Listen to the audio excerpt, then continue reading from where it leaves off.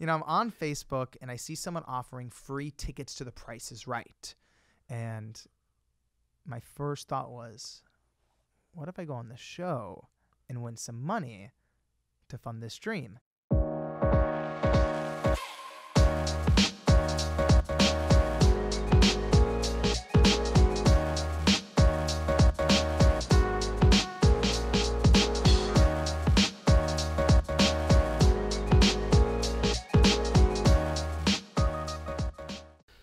This is Dave Meltzer with Entrepreneurs, The Playbook, and I have Alex Banayan here, the amazing best-selling author of The Third Door. Thank you very much. I consider my life The Third Door. The subtitle is The Wildest Quest to Uncover How the World's Most Successful People Launch Their Careers. If you stopped at launched your careers, that's the advice I would give everyone to whatever you want. Is the biggest mistake I made when I was all your guys' age was I didn't ask the most successful people in the world at blank about blank. When now at 51, that's all I do. I go find with tenacity the people who are the most successful in the world. If I want to learn how to swim, I'm going literally, to the USA Olympic team and asking the You're coach. calling up Phelps. You're like, give me your top 5 tips. Yeah, exactly. And you know what? And I'm doing what you did. How did you get this idea at such a young age? You're a 30 under 30 guy, Alex. How did you get this idea of humility at such a young age? This journey really started when I was 18. I was a freshman in college, not too far from here. I was spending every day lying on my dorm room bed, staring up at the ceiling. And, I don't know if I know you've always been into sports. I don't know if you've had a, what do I want to do with my life crisis? Not crisis, but yes, I've asked myself that. I'm going through this crisis and you're pre-med, right? Yeah, and to understand why I'm pre-med and going through this crisis, you have to understand I'm the son of Jewish immigrants. Oh, good. You have my story. Okay. Doctor, lawyer, or failure. Yes, correct. Yeah, that's why I was pre-med. I don't know why your parents gave you that third option, because for me, option 2 was when you can get option 1. So pretty much my sisters are lawyers, everyone in my family's a doctor. I got a rabbi as a brother too. So imagine now. I don't know where that falls into the formula, so you have but ethics in your family. That's like amazing. The king. Right. Like you do not want to be the rabbi's brother. Correct. And what's so funny is, you know the story. I pretty much came out of the womb. My mom cradled me in her arms and she stamped MD on my ass and sent me on my way. Right. You're not full. The fetus isn't fully developed till after graduate school. Then you can do. then you can do whatever you want.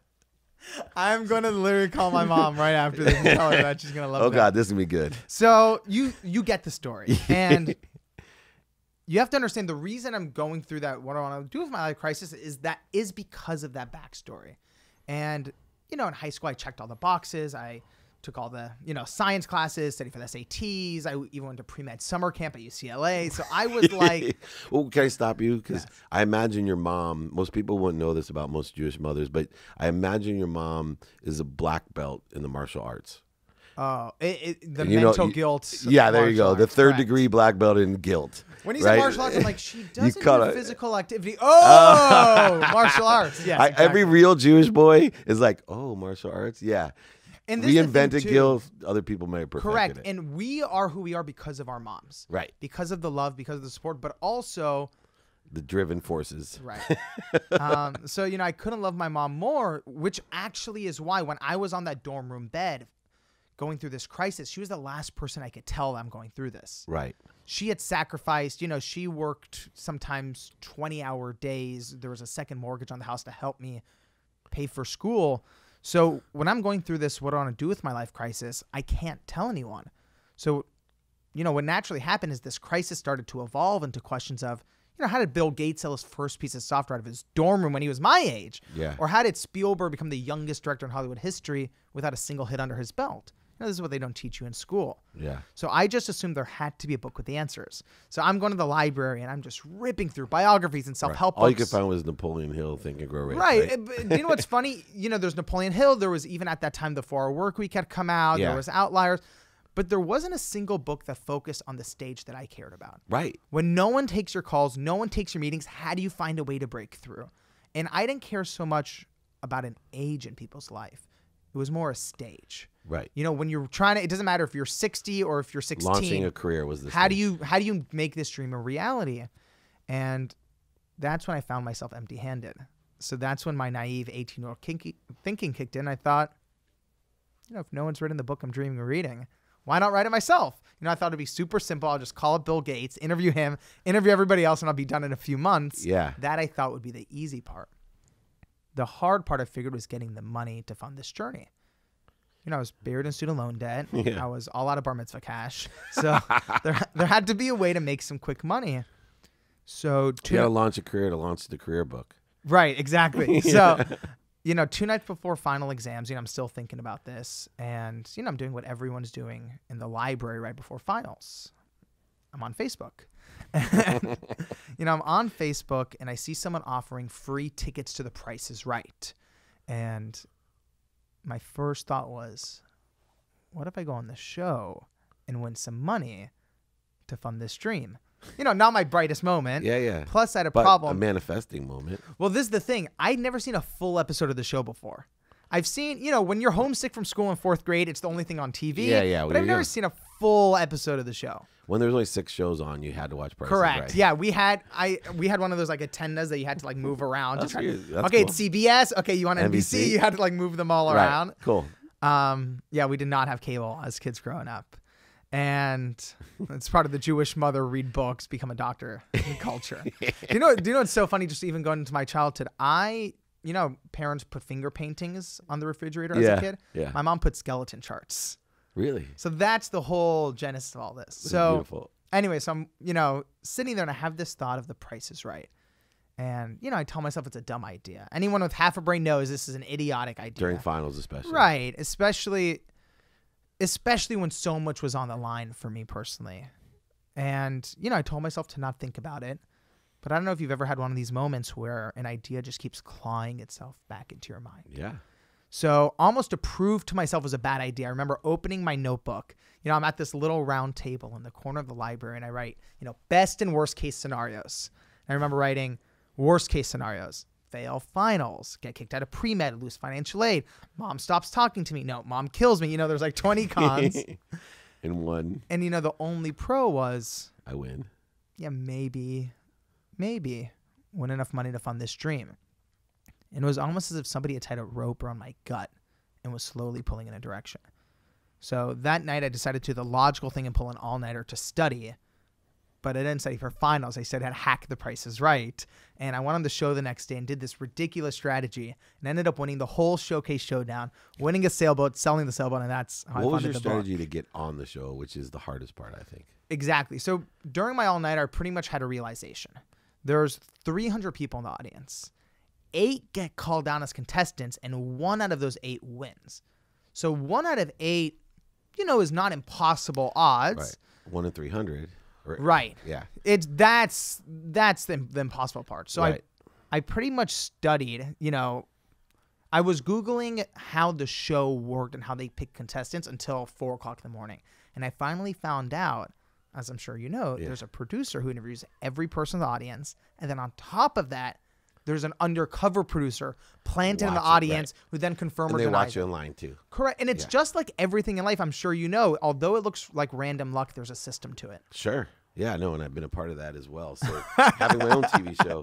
And so you win. Yes. And now you go out and you're like Rudy Rudiger, right? People think making Notre Dame's team and getting to play one play for Notre Dame looking like he did and with terrible grades was the achievement. The achievement of Rudy really was making the movie. Right? Like getting on the field like as a walk-on, that's amazing. Winning, your first time ever at Price is Right is amazing, but not nearly as amazing as a 4-year journey to make this sucker. Thank you, man. And knowing about it, learning about you, I think of one word, and it's the idea of you don't get unless you ask. And you, same way, reversed engineer, how am I going to not only meet these people, breaking into boardrooms, chasing people at grocery stores. Exactly. Doing the outrageous, but it's not outrageous. That's what it takes to be successful in life, right? You can't sit at home high on your mom's couch dreaming about what you want. And I believe you can't sit around studying in a library trying to be a doctor. Like if you really want to be a doctor, unless that's your thing. Yeah, but if that's your thing, you're still not sitting in the library studying. You're going to to hospitals, meeting other doctors. Exactly. Exactly. Exactly. Well, and that's the thesis of the book. That's literally the thesis, what you just said, because you've been So living it. Yeah. So explain that thesis in not Dave Meltzer terms, but in a 26-year-old person's term of what, because I live that. Yeah. How would you, and articulating things are so important. It's not what you say, it's how you say it. So I I agree. really want people to listen to how you say it. What is the thesis of what we're talking about? So over the past 7 years, when I had started, there was no intention for me to find that, one key to success. We've all seen those TED Talks or business books, and normally I just roll my eyes. Right. But what ended up happening is after these 7 years of interviews, it sort of became unavoidable. It didn't matter if it was Maya Angelou or Steve Wozniak. They all treated life and business and success the exact same way. And it's literally exactly like what you said. And the analogy that came to me, because I was 21 at the time, is that it's sort of like getting into a nightclub. There's always 3 ways in. So there's the first door, the main entrance, where the line curves around the block, where 99% of people wait around hoping to get in. And then there's the second door, the VIP entrance, where the billionaires and celebrities go through, if they're your client. Yeah. And then And now it's me, brother. Right, exactly. I went from not famous to just you famous, where I'd get in line and they're like, just you, and my wife's looking at me like, what do you mean? Right? And then you finally get to the line where it's like, yeah, everybody, come on. Yeah, exactly. All right, so that's the second door. So there's the first door, the second door, and school and society like you to think that those are the only 2 ways in. Yeah. You're either born into it or you wait your turn like everybody else. But what I've learned is that there's always the third door. And it's the entrance where you jump out of line, run down the alley, bang on the door 100 times, crack open the window, go through the kitchen. There's always a way in. And it doesn't matter if that's how Gates sold his first piece of software, how Lady Gaga got her first record deal. They all took the third door. Yeah, and I think that key, the way that I articulate it, the key to the third door is being more interested than interesting. Like a simple concept of just not being average, just not accepting what everyone else says. It's interesting because I talk about judgments a lot and control. Yeah. And the problem that we have as human beings is we allow other people, meaning the people in the first line, the people in the second line, to take control of us. We allow them to take control. We allow them to steal our joy. We allow them to set the limits for us. We allow them to set our own expectations. And we cannot allow to do that. And when we want to practice that, and you have more experience, because what we have in common is in the sports world, running Leigh Steinberg, I was around everybody and I was asking questions. Right. I had better access than you. I didn't have to use my be more interested than interesting to get in front of them. But I can't tell you how many people in my industry are in front of them and they're not asking. Right? And here you are. But the key was I wasn't going to give my judgment or try to take control of others, because I immediately then separated myself from the source. Right. The minute I take judgment, I made attacking thoughts. I try to take control of others by giving them limitations, conditions. What if instead of being a manipulator and somebody who derives power from them, instead turns it around and says, I am a man of unconditional behavior, of non-judgment and non-conditions. And what my job is to do is to empower you, is to listen to you and try to help you find the key so you don't have to run all the way around the wall to get in the club. You don't got to dig in underneath. You don't have to try to climb over, but instead find that little key by being more interested than interesting and turning it and walking right in. 100%. Now, once you got there, the other remarkable thing that I learned, so you got the third door strategy, was you had chutzpah, so that means nerve, or balls in other people's language. You had nerve to ask and to keep asking after you built the relationship how important it is to ask. It's funny, this book, when I had started writing the book, I thought that this was going to be, just a series of Q&As, one chapter on Bill Gates, one chapter on Lady Gaga. I thought that would be it.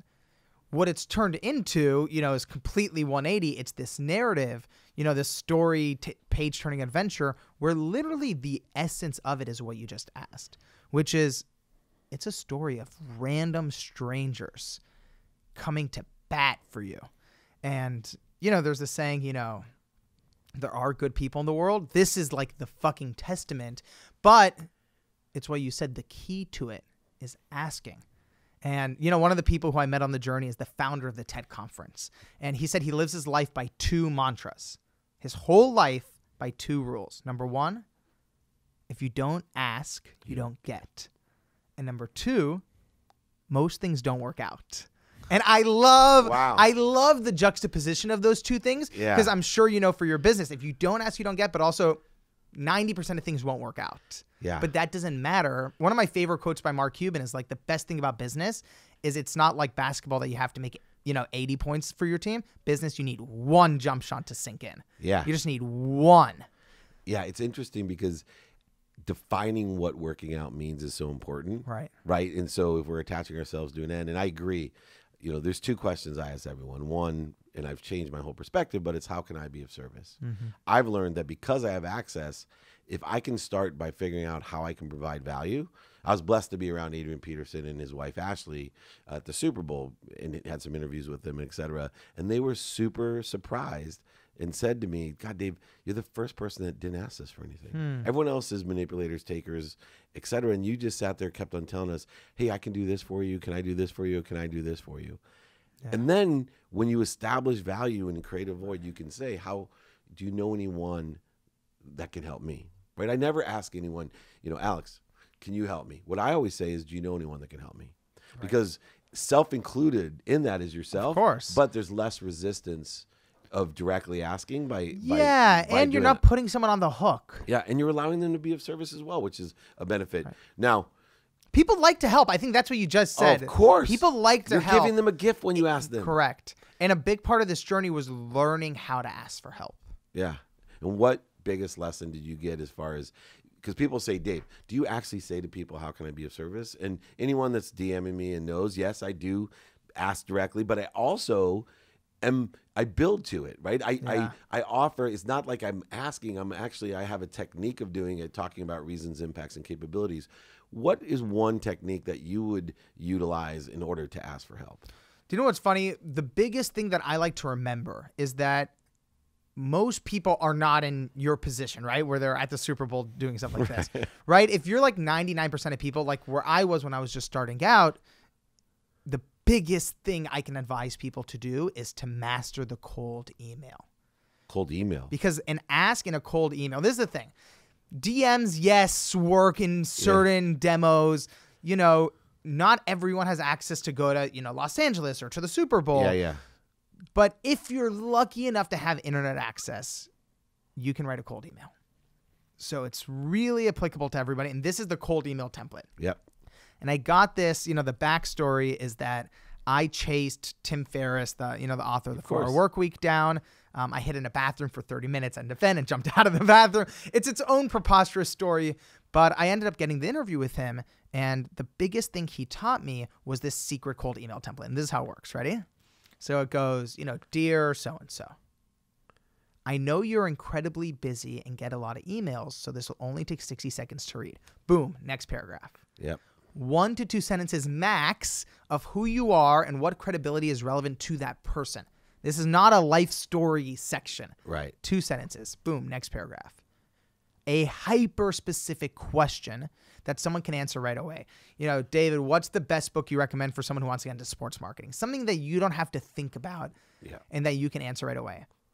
And then the final paragraph is the clincher. I totally understand if you're too busy to respond. Even a 1 or 2 line reply will completely make my day. All the best, Alex. And what that does, and I think the ending is so counterintuitive to what everyone else does. Thanks in advance. Looking forward to your reply. It takes them off the hook to say, look, totally understand if you don't want to respond. Even 1 sentence will mean the world to me.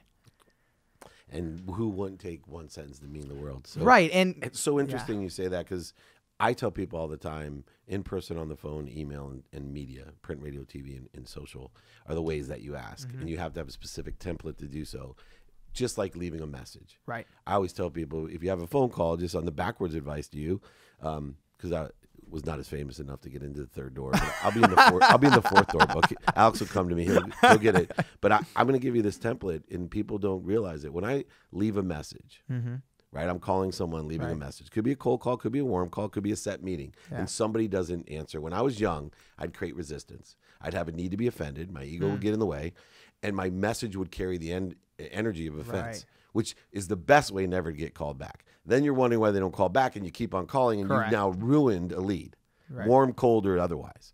It's very simple. Hey, you and I had a 3 o'clock. I'm so sorry. I'm sure you're caught up in a meeting or in another line. Right, you're saying sorry, and you're the one who didn't miss the meeting. Exactly. Right. And I give them the out, though. I'm sure you're caught up in another meeting or on the other line.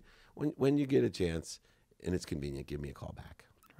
Right? Something along those lines where you take all the energy out of it with humility and you give empathy of, I'm sure something happened. You know why? Because something happens to me all the time. Something probably did happen. Exactly. I'm going to look forward to talking to you. Thanks so much. Or give me a call back as soon as possible.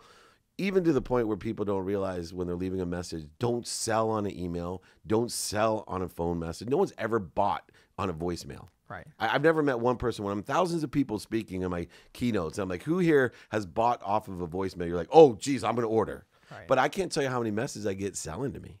All right. This is too short of a podcast, as you know. We can go for 5 hours. Yeah, and we're going to, by the way, because you are my kind of guy, and we're local, so we're going to get together and do some cool stuff.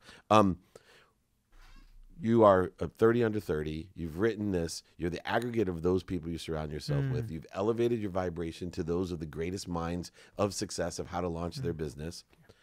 What are you going to do with it all now? So I've been on book tour for the past 6 months, and as much as I tried to just focus on book tour, you and I are similar where you just naturally think what's next. Yeah, and we still got the moms on us. Right, exactly. One book's not enough, I'm sure. Right. And my other brother's a doctor. Your other brother's a rabbi. And my other brother's a doctor. You have a way worse. I got doctor. I have a law degree at least, so I got that on you. I got a law degree. I never use it. I'm sure it's framed at your mom's house. Yeah, exactly. This is mine here. Exactly. I got Gary Vee and my Ellis Island Medal of Honor. She can have my law degree. I love that. All right, what's next? What are you going to do? So what's been coming into my mind is that I've realized that when and I mentioned this, when I had started this book, I just wanted it to be the most practical, how much wisdom can I pack into 300 pages kind of book. And, in some ways that happened. It happened. There's Bill Gates' negotiating secrets. There's Tim Ferriss's cold email template. But only now that the book's done can I look back on it and really understand what the soul of this mission was. And to me, the soul of this book was about possibility. And if there's one thing that I've learned over the past 7 years, it's that you can give someone all the best tools and knowledge in the world, and their life can still feel stuck. But if you change what someone believes is possible, they'll never be the same. And there's this one anecdote that's come to my mind recently, and I sort of can't get it out of my mind. And I read it somewhere in my research over the past few years, and it's about a teacher who's teaching for Teach for America. And she was assigned to a really rough part of Baltimore, a really tough school. She's teaching maybe 3rd or 4th grade. And she thinks, these kids need some inspiration. So, she sits them down and she's like, all right, today, instead of our math class, we're all going to draw pictures of our biggest dream in life. What you want to be when you grow up. So she passes out the papers and the crayons and, all the kids start coloring except for this one boy sitting in the back of the class. And the teacher's concerned and he won't pick up a crayon. But then 30 minutes later, his eyes light up and he starts coloring. And at the end of the day, the teacher collects the papers, the kids go home, and she's going through them. And she sees that young boy drew a picture of a pizza delivery man. And the teacher was heartbroken, so she called the mother that night. The mother said that she wasn't surprised. She said that the only male figure in his life who's not in jail or on drugs is his uncle who delivers pizza. And what I took from that story is that young people will always reach for the highest branch they believe is possible.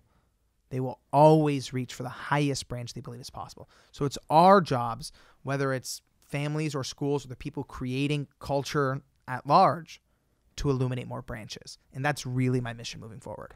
I love that. I can't wait for you to read Connected to Goodness, because it's about the system that I created to make the what, the possibility, to create a why, the inspiration, but to utilize faith to take the possibility to a probability. But how do we do the discipline, the strategy, the awareness, the faith in order to make your probability your reality? And what I like about your book is that you took a possibility of winning Price is Right, turned it into probability of interviewing the most powerful people in the world of how they launch their businesses. And through discipline, strategy, and awareness, and faith, you made it a reality.